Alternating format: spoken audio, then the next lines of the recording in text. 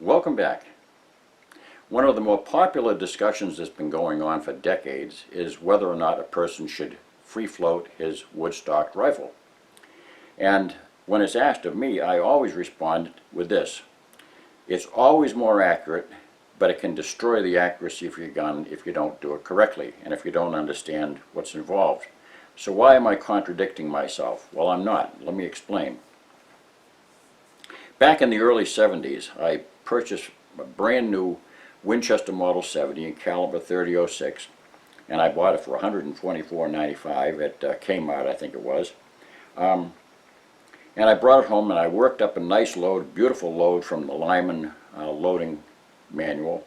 And it was IMR, DuPont IMR. That was when DuPont, before they were an anti-gun family. But it was DuPont IMR 4064 powder and 150 grain Sierra flat-based bullet. And it always shot 3 shots into just about an inch, or maybe just a little bit more than an inch, center to center. But it would throw the 4th and 5th and subsequent shots around the group, and they didn't go where they wanted to. I wasn't too concerned because it was a big game rifle, and it was one of those things I figured is sufficient accuracy. But then I brought it to the range one day with my late friend, and he was shooting his Husqvarna 270 Winchester. Now, Husqvarna in those days was not making chainsaws and tractors and garden lawnmowers. They were making rifles. That's what they did. So he had this beautifully accurate Husqvarna, and it was a Model 98 style action. But he could pour shots into 5/8 of an inch all day long with his 270, and it kind of made me feel bad that mine was only capable of 3 shots into 1 inch or slightly more. So he goaded me, and he was chiding me that his 270 was more accurate. But I thought to myself, well, it's probably about this issue of free floating, and I had read about free floating years before, even before I went into the military, in various magazines. And I remember one particular article that was talking about accuracy. Somebody had a heavy barrel Model 99 with basically a factory barrel blank, untapered barrel blank, and that thing shot 243 cartridges into the same hole all the time. So I thought, well, it's all about this. It's all about the vibration that's being disrupted by this stock. And I'm getting changes due to pressure on the stock. When the barrel expands, it gets hotter, and so it changes the influence of the stock. So I immediately did what everybody was recommending in those days, which was to hog out the wood that exists underneath. Right here, there's a pillar of wood that the barrel rests on, that was tightly held against that stock.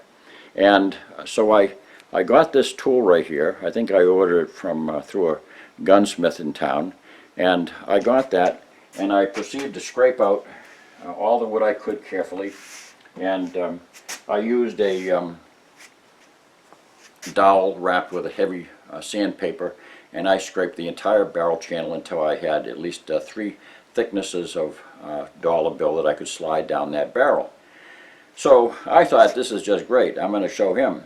So I took it to the range, and thank goodness I wasn't with him that day, because I would have been terribly embarrassed.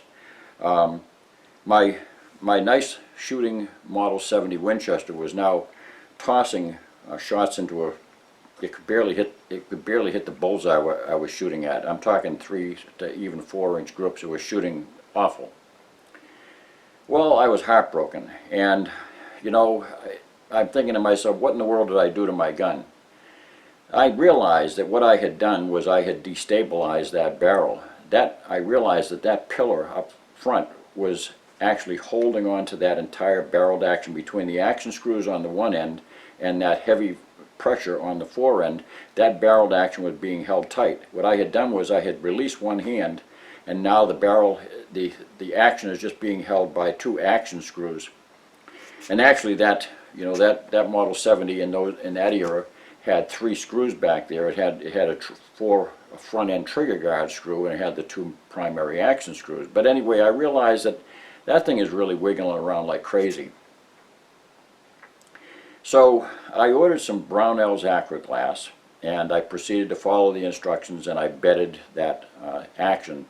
And to my delight, the gun responded beautifully, and not only did it return to its previous accuracy, but it shot more accurately. It shaved a good 3/8 of an inch off the group, and it allowed the gun to shoot virtually all the time into the same group. I was absolutely thrilled. So all the harmonic disturbances that had been problematic with that fore-end pressure, that changes as the barrel heats and changes in its in dimension and its density, molecular density, all that changed now. So now I had a gun where the barrel just could flip around normally. So there are many, many issues that relate to the accuracy of a firearm.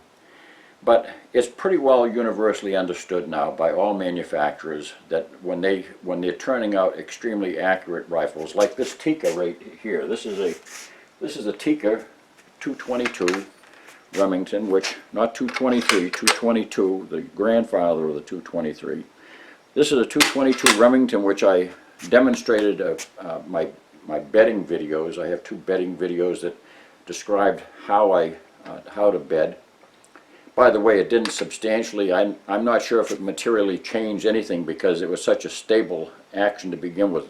Tikka did a beautiful job of mounting that action to the wood, and the wood is extremely dense and hard, and it's a beautiful, beautiful stock. So I had no accuracy issues to begin with. It was a very accurate rifle, and at the time I even said, gee, you might think I'm crazy to be bedding a rifle that's shooting this accurately, and it's more of a demonstration than anything else. It's bedded now with a 2-point bedding system,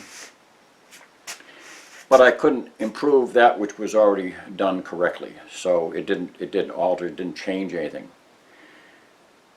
The moral of the story is, don't just go down to your local gunsmith supplier or order one of these barrel channeling things and start scraping your barrel channel out and then expect that you're going to have accuracy, because you're probably going to end up with the same situation that I had, unless you absolutely solidify the contact and that action between your action screws.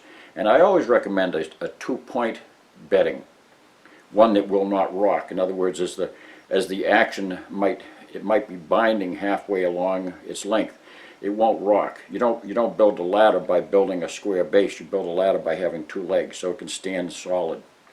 And another thing is too, when you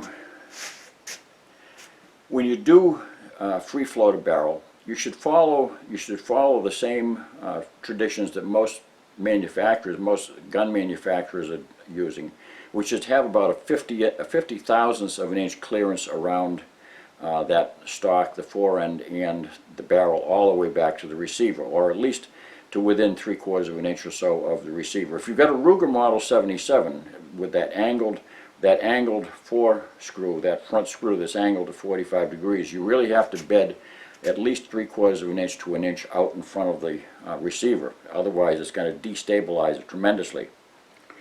But 50 thousandths of an inch is an ideal clearance, and it's very, very easy to measure, because a typical business card stock is 10 thousandths of an inch. So if you stack 5 of them together, if you run 5 business cards up and down your barrel channel, you've got it perfectly bedded, or unbedded. So that's all there is to it. I can discuss accuracy issues all day long, and I've already talked about that with regard to harmonics and all those things. The ideal is to get that bullet to come out when the barrel is looking at the target, and not when it's pointed up or down. That's called the overtone. This is called an overtone. That's called a node. And that's done by finding the proper load, working up the load for your rifle. And that you can see in another video. But thanks for watching. Don't forget to subscribe. God bless.